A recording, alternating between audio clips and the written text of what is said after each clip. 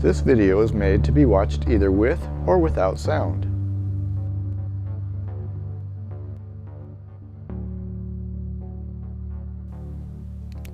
When the king of Assyria took the people of Israel away to captivity, Assyria was the most powerful kingdom on earth.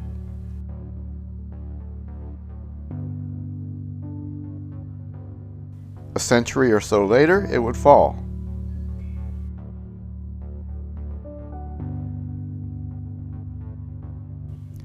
In 614 BC, the 26th year of Josiah, the king of Babylon, Nebuchadnezzar's dad, and the king of the Medes have the capital of Assyria under siege, and they form an alliance there.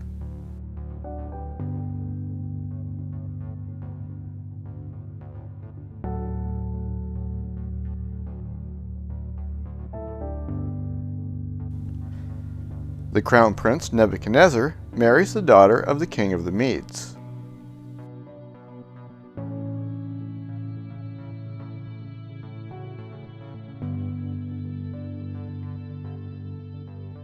Two years later, the once great and powerful empire of Assyria falls.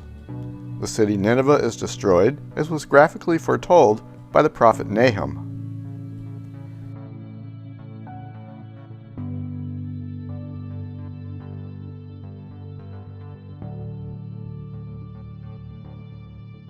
The Assyrian army commander escapes to Haran with 1,000 or 2,000 of his men that survived.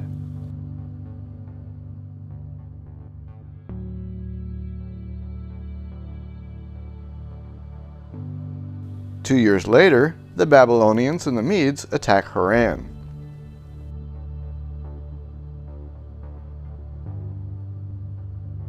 The Assyrian commander and his men escape to Carchemish.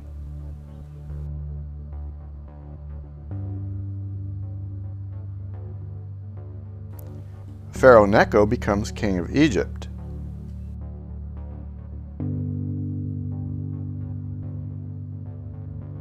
Then in 609 BC, Pharaoh Necho, king of Egypt, went to the aid of the king of Assyria, to the river Euphrates, and King Josiah went against him, and Pharaoh Necho killed him at Megiddo when he confronted him.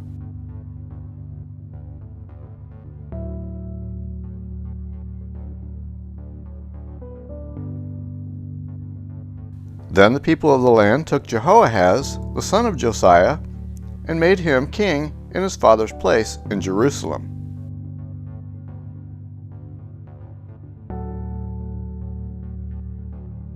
Now Pharaoh Necho put him in prison at Riblah in the land of Hamath, that he might not reign in Jerusalem.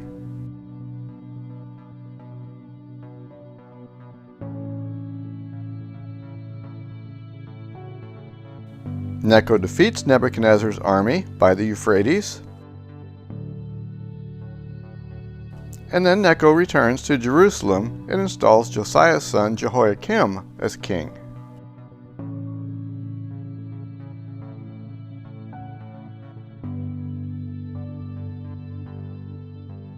In 606 BC, in the third year of Jehoiakim, Nebuchadnezzar besieges Jerusalem. Daniel chapter 1 verse 1. Then in 605 BC, the fourth year of Jehoiakim, Nebuchadnezzar returns to Carchemish and this time defeats the Egyptian army in the famous and well-documented bloody Battle of Carchemish.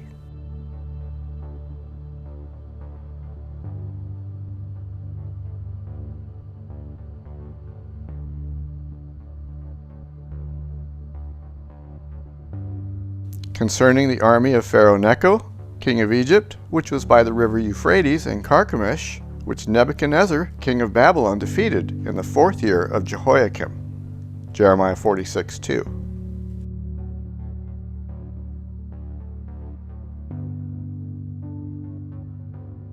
Nebuchadnezzar then goes to attack Egypt, but gets word his father the king had died. So he heads back to Babylon.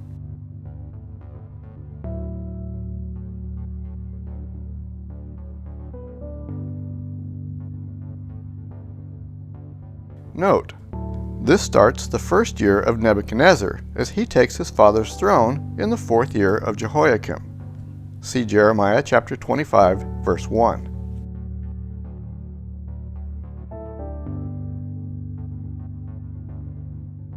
He stops in Jerusalem on the way home, and as the new king of Babylon, Nebuchadnezzar takes Jehoiakim captive.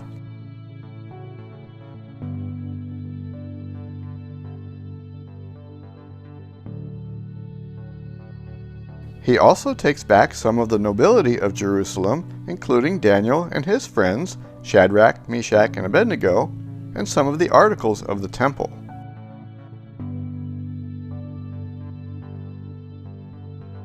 The count of Jeremiah's 70 years begins 4 years ago when Josiah was killed and Jerusalem became desolate. The word that came to Jeremiah concerning all the people of Judah in the 4th year of Jehoiakim, the son of Josiah, king of Judah, which was the 1st year of Nebuchadnezzar, king of Babylon.